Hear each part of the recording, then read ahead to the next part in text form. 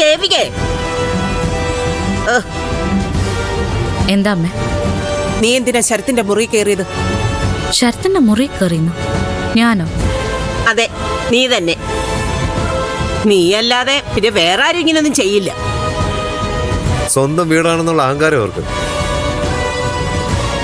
അതുകൊണ്ടാ ഇവരിങ്ങനെയൊക്കെ ചെയ്യുന്നത്. എന്നെ പറഞ്ഞ ഇവിടെയുള്ള അടവാങ്ങില്ലേ അത് കൈ വെച്ചിരുന്നാ മതി.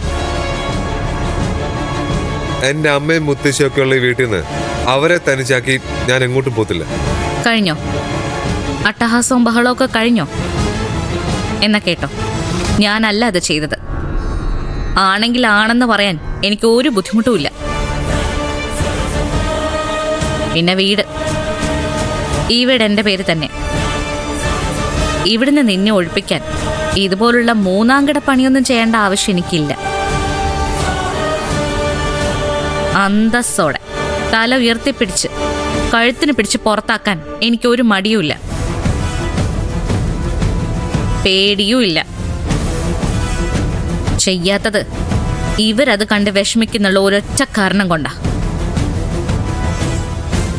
ചിലപ്പോ നിന്റെ കൂടെ ഇവരും ഇറങ്ങും എന്നുള്ള സംശയമുള്ളതുകൊണ്ടാ. എത്രയൊക്കെ വന്നാലും എൻ്റെ ഭർത്താവിൻ്റെ അമ്മയും മുത്തശ്ശിയാണല്ലോ ഇവര്. നിന്നെക്കാളും അടുപ്പം എനിക്കിവരോടുണ്ട്. അതുകൊണ്ട് വേറെ ആരെങ്കിലും ചെയ്ത കുറ്റം എടുത്ത് എൻ്റെ തലയിൽ ചാർത്താൻ നിൽക്കണ്ട. ഞാനല്ല. വിശ്വസിക്കാം, വിശ്വസിക്കാതിരിക്കാം, അതൊക്കെ അവരവരുടെ സൗകര്യം. നീ അല്ലെങ്കിൽ പിന്നെ ആരാ ഇത് ചെയ്തത്? അതിവൻ കണ്ടുപിടിക്കട്ടെ, അതെന്റെ ജോലിയൊന്നും അല്ലല്ലോ. പിന്നെ ഞാൻ ഇന്ന് ആ ഭാഗത്തേക്ക് പോയിട്ടേ ഇല്ല. ദേവികെ, സത്യം പറ, നീയാണോ ഇവന്റെ മുറി കയറി സാധനങ്ങൾ വലിച്ചു വരിയിട്ടത്? ഇല്ലാന്ന് പറഞ്ഞില്ല അമ്മേ. അപ്പൊ പിന്നെ ആരാ? എനിക്കെങ്ങനെ അറിയാം?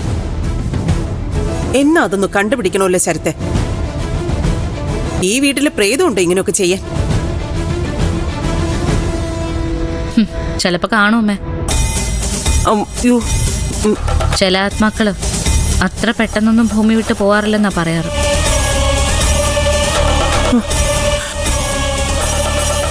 നിത്യയുടെ ആത്മാവ് ഇവിടെ തന്നെ ഉണ്ടെങ്കിൽ ഏയ്, അവളൊരിക്കലും ഇങ്ങനൊന്നും ചെയ്യില്ല. എന്ന് മുത്തശ്ശിക്ക് ഇങ്ങനെ അറിയാം? നീ സൂക്ഷിച്ചോ. ഞാൻ മാത്രമല്ല, ആത്മാക്കൾ നിന്റെ പുറകെ ഉണ്ട്.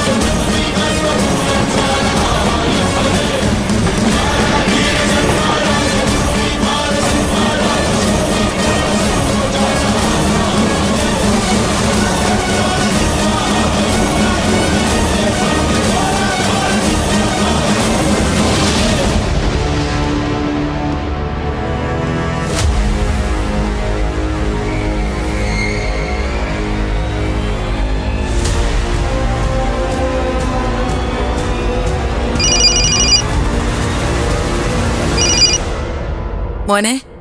ആ അവളോട് എത്തിയോ അമ്മേ? ഇല്ല. അമ്മയോട് പറഞ്ഞിട്ടാണോ അവള് പോയത്? അല്ല. അവളിവിടെ വന്നിരുന്നു. എന്തിന്? അവള് വീണ്ടും പഴയ ആളായി അമ്മേ.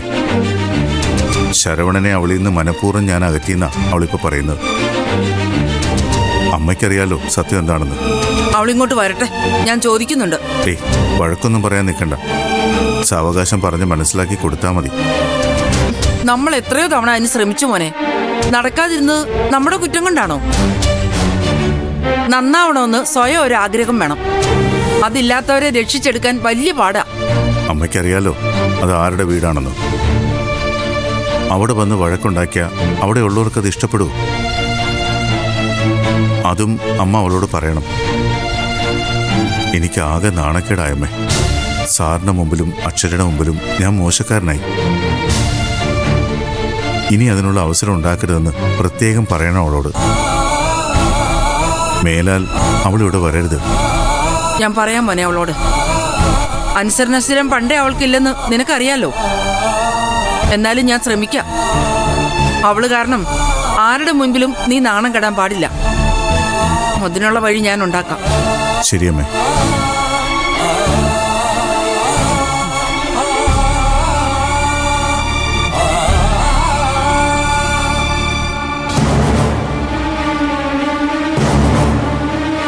അപ്പൊ പൊന്നുമണി വീണ്ടും അവളുടെ തനി സ്വഭാവം കാണിച്ചു അല്ലേ സ്വാമി?